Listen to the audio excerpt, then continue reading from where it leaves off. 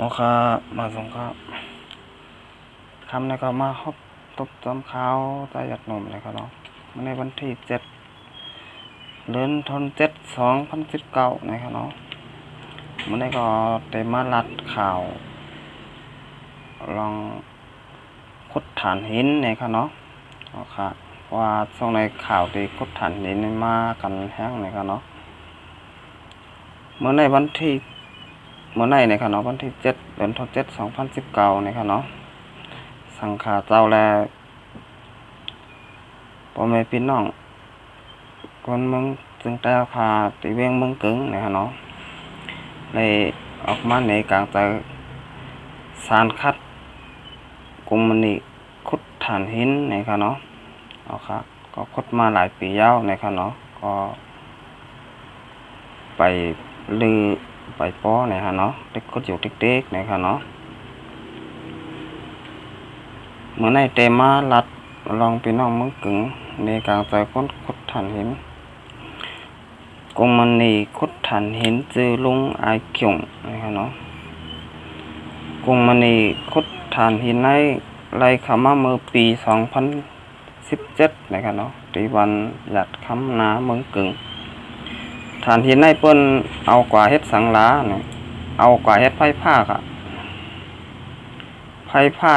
นี่มันเฮ็ดได้หลายแมวค่ะเนาะฐานหินก็เฮ็ดไรค่ะเอาน้ำเฮ็ดก็อะไรฮะเนาะไฟผ้าเอาไฟผ้ามิวเคเนี่ยก็อะไรฮะเนาะบางที เมืองนอกคนเฮ็ดกันข้างนอกแต่ว่าฐานหินแฮมิวเคแฮเนี่ยเปิ้นบ่เข้าใจกันฮะบ่ให้ดีเนี่ยเอาน้ำหั่นนะบ่น้ำเนี่ยบ่มีเพเขียนหั่นเนาะ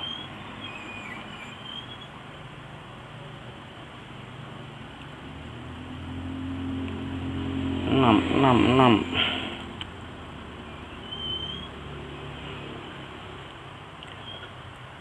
เอากว่าเฮ็ดไฟฟ้า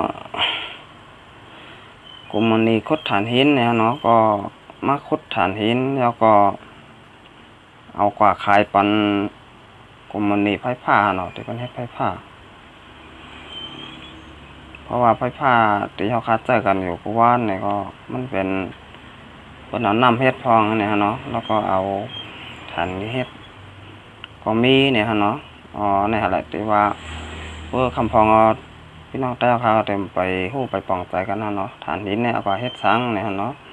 ก็เอากว่าเฮ็ดไฟฟ้าเนี่ยเนาะเอากว่าเฮ็ดไฟฟ้า